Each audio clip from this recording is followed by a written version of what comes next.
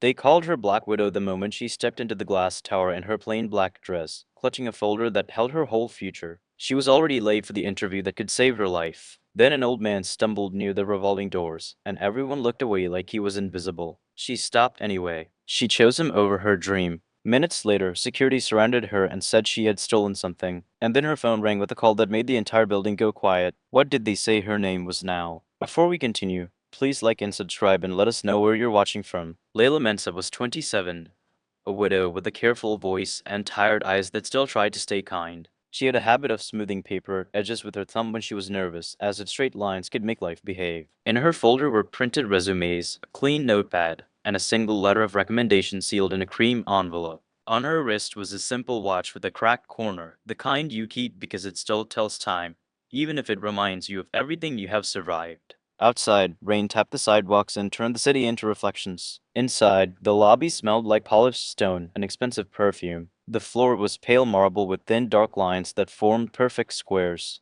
A wall of brass letters spelled out the building's name in a way that made you feel like you should whisper. Above the reception desk, a large analog clock ticked loudly, like it wanted to be heard over everyone's confidence. Layla checked that clock and felt her stomach drop. The interview was scheduled for 9. It was 9:02. She had planned for everything. She had left early, taken the first bus, walked the last blocks because the streets were crowded. She even wore flat shoes, not for style, but for speed. And still, life had pushed her 2 minutes behind. At the reception desk, a woman with a tight bun glanced up, scanned Layla's face, and didn't smile. Name?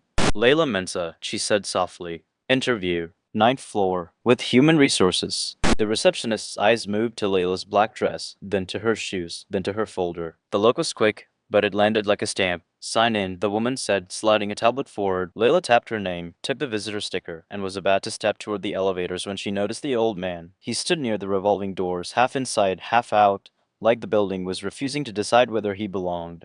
He wore a rain-darkened coat and held a cane that looked too thin for his weight. His hand searched the air as if the world had shifted by an inch. For a moment, he stared at the marble floor like it had turned into water. People flowed around him in tailored jackets and polished shoes. A pair of men in suits glanced at him and kept walking. A woman with a designer bag looked at her phone and stepped aside as if he were a puddle. The old man's cane slipped. His shoulder hit the glass. His breath sounded wrong, like it was being pulled through a narrow straw. Layla's feet stopped on their own. She could have kept going. 2 minutes late could become 5. 5 could become the kind of late that ends a chance before it begins. She imagined her rent notice on the kitchen table, the unpaid hospital bill folded into thirds, the message from her younger brother asking if she could help with school fees again. She imagined the interview room upstairs, the quiet faces, the clock on the wall, the next candidate already waiting. And still, she turned. Sir, Layla said, stepping toward him. Are you okay? His eyes were pale and unfocused. He started, then stopped as if the word had fallen out of his mouth. Layla placed one hand near his elbow, not grabbing, just offering. Can you sit? Let's sit. There's a meeting, he whispered. I'm not supposed to. Meetings can wait, she said, though her own could not. Your breathing can't. She guided him to a low bench by a tall plant that looked like it had never seen real sun. His cane fell to the floor with a soft tap. A leather folder slid from under his arm and landed beside a shoe. It was heavy, the kind that holds more than paper. On the corner, in small stamped letters, Layla caught a glimpse. Audit Committee. She didn't stare. She only reached down to place it safely against the bench so no one would step on it. Do you have water? She asked the reception desk, raising her voice just enough. The receptionist blinked as if Layla had interrupted something sacred. We have a dispenser. Over there. Layla hurried to the side, filled a paper cup, and returned. The old man's hand shook so badly the water trembled. Small sips, she said. Slow. He drank, coughed once, then took another sip. Color returned to his face in tiny steps. You cold? Layla murmured, noticing his damp sleeves. She shrugged off her own coat and draped it around his shoulders without thinking. The coat was cheap, but it was warm. From the corner of her eye, she saw a security camera above the brass clock, its black lens pointed toward the lobby in a wide, steady stare. Layla noticed it because her mind always noticed details. It was a skill that had kept her safe in crowded buses and late-night streets, and it was also her private passion. Patterns, numbers, timelines. What fits, what doesn't. Sir, she said, what's your name? His lips moved. Silas, he managed. Silas Donovan. The name didn't land for Layla the way it would have for others. It was just a name. She pulled out her phone and called the building's emergency number listed on the lobby sign. Her voice stayed calm as she explained what she saw. Dizziness, short breath, possible low blood sugar, possible dehydration. She didn't exaggerate. She didn't dramatize. She simply made the problem clearer. When she hung up, she looked at the clock again. 9:07. A thin man in a suit finally paused nearby, more annoyed than concerned. Is everything all right here? Layla looked up. He needs help. I've called for medical support. The man glanced at Silas Donovan, then at Layla, then at the leather folder, as if he disliked the way the scene looked in public. He shouldn't be sitting out here, he muttered. He shouldn't be standing either, Layla replied. Her tone was quiet, but it had steel in it. Not loud steel, the kind that holds. The man's eyes narrowed, as if he wasn't used to being answered by someone dressed like Layla. Then he turned and walked away, already done with the problem. A moment later, a building medic arrived with a small kit. Layla stepped aside, gave space, answered questions. She offered Silas Donovan's folder to the medic and watched the old man shake his head. Not that, he whispered, protective even through weakness. Layla placed the folder back beside him. It's safe. The medic checked his pulse, asked about medication. Silas Donovan's voice was low, embarrassed. I missed breakfast, he admitted like it was a crime. Layla almost smiled. That's not a crime, she said. That's a mistake. Mistakes can be fixed. The medic helped him stand. We should take you upstairs to the clinic room, the medic said, just to be sure. Silas Donovan hesitated, then looked at Layla. Something in his gaze sharpened, not just gratitude, but observation. You, he said, as if he was trying to remember where he had seen her. You're here for my interview, she admitted, and the words tasted like loss. It's okay. It wasn't, but she said it anyway. Silas Donovan began to speak again, but the medic guided him gently. Layla picked up his cane and handed it to him. As she did, she noticed carved initials on the handle, SD, cleaned, deliberate letters as if someone cared enough to mark what mattered. Silas Donovan took the cane, steadier now. Thank you, he said. Layla nodded once, then turned toward the elevators. 90 well. On the right up, her reflection in the mirrored walls looked like someone older than 27. The black dress made her look like she was attending a funeral. Maybe that was why people gave her that nickname. Or maybe they could smell grief on her the way they smelled perfume in the lobby. She reached the 9th floor, followed signs to human resources, and found a waiting area with pale chairs and silent art on the walls. A woman in a gray suit stepped out with a clipboard. You're Layla Mensa? The woman asked. Yes, Layla said, breathing carefully. I'm sorry. There was an emergency in the lobby. The woman's eyes flicked to Layla's damp coat. Your interview was at 9. It's 9:15. I understand, Layla said. I'm here now. The woman's mouth tightened like a drawer closing. We run on time here. We have standards. Layla nodded. She had heard that line before, in different voices in different places. Standards often meant doors that opened for some and stayed heavy for others. My name is Mara Lin, the woman said. I coordinate hiring for the compliance team. Follow me. Mara led her into a small conference room. Two men sat at the table. One looked bored. The other looked like he owned time. He wore a tailored suit and a watch that reflected light like a small mirror. A ring flashed on his hand, thick and polished. His cufflinks were shaped like tiny anchors, a strange detail that made Layla's mind file it away. He stood as Layla entered, but it wasn't polite. It was performance. So this is her, he said, not to Layla, but to Mara, the late one. Mara gave a small, unsure smile. MS. Mensa, this is Mr. Adrian Crow. He oversees corporate compliance initiatives. Adrian Crow's eyes traveled over Layla like he was reading a label. You're dressed like you're going somewhere sad, he said lightly. Layla didn't react. It was the cleanest option I had this morning, she said. One of the men at the table let out a short laugh, then immediately stopped when Adrian didn't. Adrian leaned back. You know, he said, tapping his pen on the table, we get all kinds of applicants. Some arrive early, some arrive exactly on time, and some arrive with stories. I'm not asking for special treatment, Layla said. I'm asking for a fair chance. Adrian's lips curved like he found the phrase amusing. Fair, he repeated. Interesting word. Layla placed her folder on the table and opened it neatly. Her hands didn't shake. Inside was her resume, clean and simple. At the top, it listed her current job, night shift accounting assistant at a shipping warehouse. Under that, her degree in accounting, earned with honors while working. Under that, a short line that mattered more than it looked like it did. Forensic accounting research assistant. Adrian's eyes landed there and paused. You work nights? He asked. Yes. And study during the day? Yes. He looked at her again, this time not just seeing her clothes. Seeing what those clothes hid. Mara cleared her throat. MS. Mensa, we value integrity, attention to detail, and discretion. This role requires you to notice what others miss. Layla nodded. That's what I'm good at. Adrian smiled. Then, is it? Then let's start with something simple. He slid a sheet of paper across the table. It was a printed expense report. The numbers were neat. The categories were normal. He pointed at one line. Tell me what you see. Layla looked down. It would have been easy to say something safe, to talk about totals and formatting. But her mind went straight to patterns, to what fit and what didn't. She traced the columns with her eyes. She noticed the repeated vendor names spelled slightly differently in two places. She noticed the same invoice number appearing twice, dated 3 days apart. She noticed a decimal point that seemed harmless until you considered the frequency. She looked up. "This is a test," she said. Adrian's eyebrows lifted. "Everything is a test." "The vendor name changes spelling," Layla said calmly. "That's often used to bypass filters. Two invoices share the same number. That's either a system error or duplication. And the decimal point here." She tapped the page lightly, turns a small charge into a larger one. "It's subtle, but repeated, it becomes theft." The bored man at the table shifted, suddenly less bored. Mara's eyes widened a fraction before she controlled her face again. Adrian's smile stayed, but it didn't reach his eyes. "That's quite an accusation." "It's an observation," Layla corrected. "I can't accuse anyone without context. But I can tell you it needs review." Silence filled the room like water rising. You could hear the building's air system humming behind the walls. Adrian leaned forward. His voice softened, and somehow that made it sharper. "And where did you learn to speak with such confidence?" Layla kept her gaze steady. "Confidence isn't the same as noise," she said. "If I'm wrong, the numbers will prove it. If I'm right, they will also prove it." The bored man at the table let out a small exhale that sounded almost like respect. Mara swallowed. Her loyalty to the room shifted slightly, like a chair leg moved onto uneven ground. Adrian sat back again, slow. "You have an interesting style," he said. Very composed. Layla didn't answer the bait. She simply waited. Adrian's eyes flicked to her visitor sticker. Then he glanced at Mara. "Did she sign in downstairs?" "Yes," Mara said quickly. "At 9:02. Adrian tapped his pen. "So she was in the lobby around then."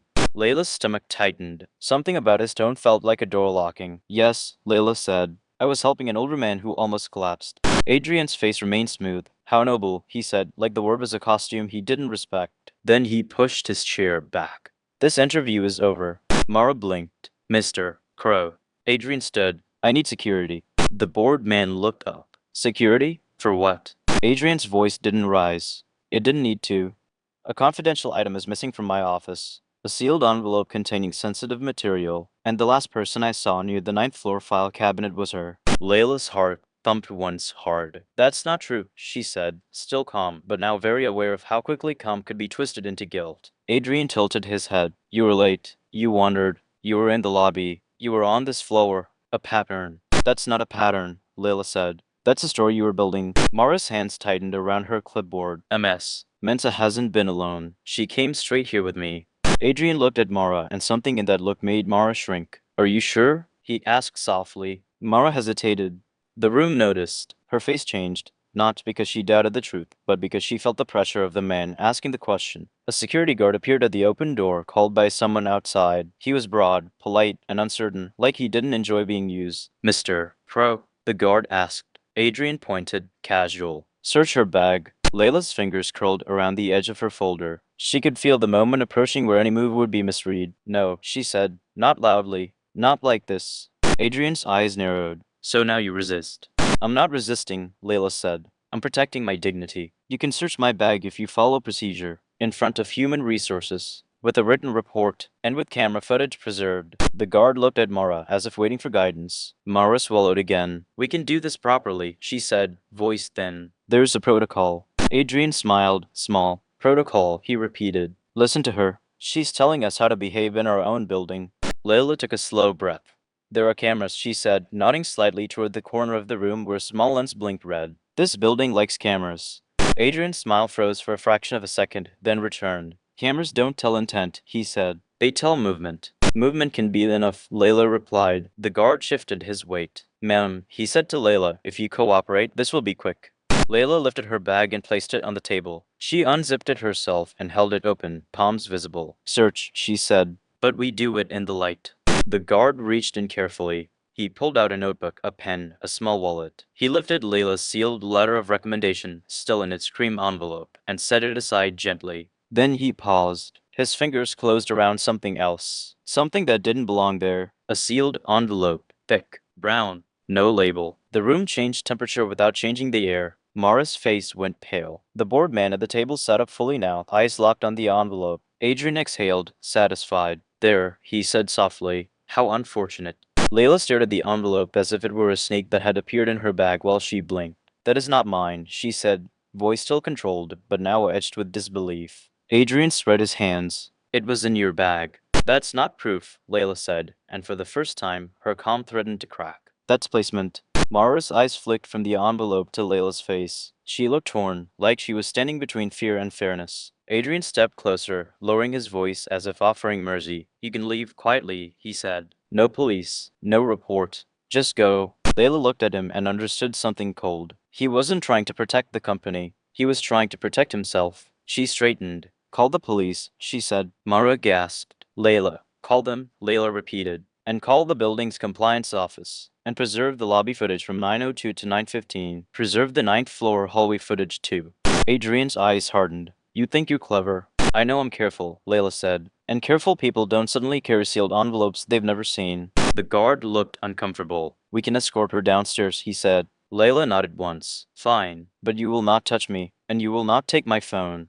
Adrian watched her like he expected panic, like he expected tears, like he expected her to beg. She didn't. As they moved into the hallway, Layla's phone vibrated in her hand. Unknown number. For a second, she almost didn't answer. Unknown numbers had never brought her anything good. But something in her chest insisted. She pressed accept. Hello? A calm male voice came through, clear and firm. May I speak with MS? Layla Mensa? This is she. This is Daniel Lockwoy, the voice said. External auditor assigned to this building's executive review. I'm calling from the clinic on the ground floor. Mr. Silas Donovan asked me to reach you immediately. He said you helped him when no one else did, and he wants you to remain exactly where you are. Layla's throat tightened. Mr. Donovan? There was a pause, and then the voice softened slightly. Board Chair Silas Donovan, Daniel Lockwoy said. And he's about to walk into that hallway with me.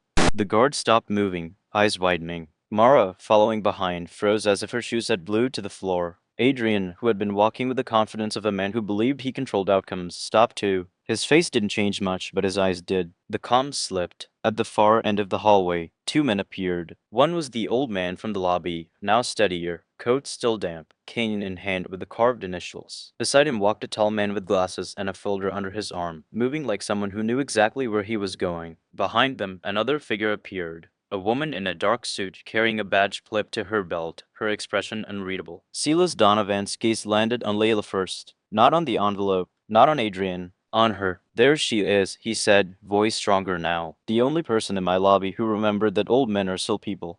The hallway went silent in a way that felt heavy. Even the air system seemed to hush. Adrian stepped forward quickly, forcing a smile. Mr. Donovan, we were just handling a minor incident. Silas Donovan didn't return the smile. A minor incident, he repeated, tasting the words. You mean the attempt to remove an applicant from this building with a false accusation? Adrian's smile tightened. We found a sealed envelope in her bag. Daniel Lockwoy lifted his own folder. Yes, he said. And we also found something else. The video. Adrian's eyes flicked toward the ceiling, toward the camera. Mara's mouth fell open slightly. She covered it with her hand as if that could hide her reaction. Daniel Lockwoy turned to the woman with the badge. MS. Hill, he said, please. The woman nodded. Internal investigations, she said simply, as if that explained everything. Silas Donovan lifted his cane slightly, pointing it not at Layla, but at Adrian. You see, he said, I came in early today because my audit committee received a report. Someone has been moving money through duplicated invoices and altered vendor entries. Small amounts, repeated. Enough to hide. Enough to add up. Layla's chest tightened. The expense report, the vendor name, the decimals. Adrian's face went stiff. This is not the place. This is exactly the place, Silas Donovan cut in, still not raising his voice. Because you chose this hallway to create a scene. Daniel Lockwoy opened his folder and held up a printed still image. This is from the lobby camera, he said, voice even. 9:04. MS. Mensa assisting Mr. Donovan. You can see her coat placed on his shoulders. You can see his leather folder beside the bench. You can also see Mr. Crow entering the lobby. Adrian's jaw clenched. Daniel Lockwoy turned the page. 9:06. Mr. Crow approaches the bench, not to assist, but to retrieve the sealed envelope from Mr. Donovan's folder while MS. Mensa is speaking with the medic. Layla's breath caught. She remembered moving the folder gently, keeping it from the floor, not thinking it contained anything more than papers. Silas Donovan's eyes stayed on Adrian. You thought you could steal it back, he said. You thought you could remove evidence of your own actions. Daniel Lockwoy flipped another page. 9:08. Mr. Crow can be seen holding the envelope. At 9:10, he walks toward the elevator. At 9:13, he exits on the ninth floor. At 9:16, hallway footage shows him passing outside this interview room. Adrian's voice came out strained. This is ridiculous. It becomes less ridiculous when we watch the next part, MS. Hale said. She pulled out a tablet, tapped the screen, and turned it toward Mara and the security guard. The video played without sound. The hallway, the conference room door. Adrian stepping in briefly when Mara stepped out to grab water. Adrian's hand moving toward Layla's bag on the table. A small, quick motion like dropping something inside. His anchor-shaped cufflink flashing as his wrist turned. Mara let out a small sound like air escaping. The guard's face changed from confusion to shame. Layla stared at the screen and felt something strange. Not victory, not joy. Just a steady, sad confirmation that she had been right to trust details. Silas Donovan's voice was quiet now. You tried to use her as your exit, he told Adrian. A young widow in a black dress. Easy target. Easy story. Adrian's composure cracked. You don't understand. Silas Donovan's gaze sharpened. I understand perfectly, he said. Your ego is fragile, and your greed is loud even when you whisper. Adrian looked around as if searching for someone to save him. The bored man from the table had stepped into the hallway now too, his face pale. He didn't look like Adrian's ally anymore. He looked like someone doing quick math in his head, counting how far away he needed to stand from a sinking ship. Mara's eyes were wet. She looked at Layla like she wanted to apologize but didn't know how to fit it into words. MS. Hale spoke again, calm and final. Mr. Crow, you will step aside.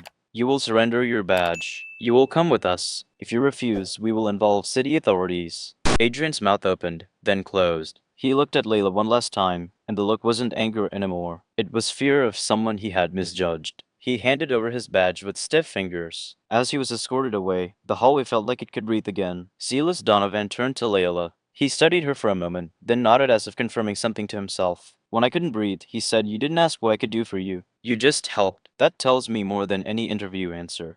Layla's voice came out smaller than she wanted. I just did what was right. Daniel Alcoy stepped forward, and Layla recognized his name now. Professor Daniel Alcoy, her forensic accounting lecturer. The man who had once told her, after class, that integrity was a currency that never loses value. She had never expected to hear his voice on the phone in this building. He gave her a small, respectful smile. I wondered why your name sounded familiar, he said. Then I saw your file.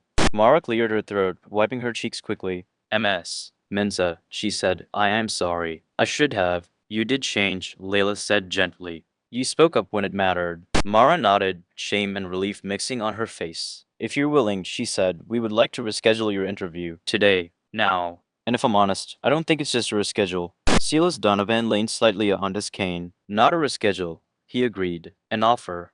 Layla blinked, careful not to let hope make her foolish. An offer? Daniel Alcoy opened his folder and pulled out a document. A recommendation, he said. And a request. The audit committee needs someone who can notice what others miss and speak without shaking. Someone who can stand in a room with power and still choose a stranger on a bench. Layla looked down at her cracked watch. The hands moved forward like nothing had happened, like time didn't care about injustice or truth. But she knew better. Minutes could change everything. Silas Donovan nodded toward the conference room. You still want a job in this building? He asked. Layla took a breath. She thought of the bills, the worry, the nights. She thought of the way the lobby had looked at the old man and looked away. She thought of the way Adrian had tried to crush her with a story. And she thought of the camera above the clock, the carved initials on the cane, the leather folder marked audit committee details that had been there the whole time, waiting for someone honest to connect them. Yes, she said, but not under a man like that. Silas Donovan's eyes softened. He'd answer. Later, when Layla stepped out of the building, the rain had slowed to a soft drizzle. The city still moved fast. People still hurried past each other. But something inside her moved differently now. She wasn't Black Widow in their mouths anymore. Not a label meant to shrink her. She was Layla Mensa, a woman who chose character over fear and truth over convenience. That night, she went home to her small apartment, sat at the kitchen table, and looked at the rent notice again. It didn't disappear. Nothing magical happened to the paper, but she didn't feel trapped by it anymore. She had a signed offer letter beside it and a meeting scheduled with the audit committee in the morning. She also had a handwritten note from Silas Donovan, short and simple. Thank you for seeing me. Dignity doesn't always shout. Sometimes it just stands still when others want it to bow. Sometimes it stops for an old man when the world keeps walking. And sometimes when you do what is right without asking who is watching, the right people finally look up. If this reminded you to never trade your character for approval, drop where you're watching from in the comments. And don't forget to like and subscribe.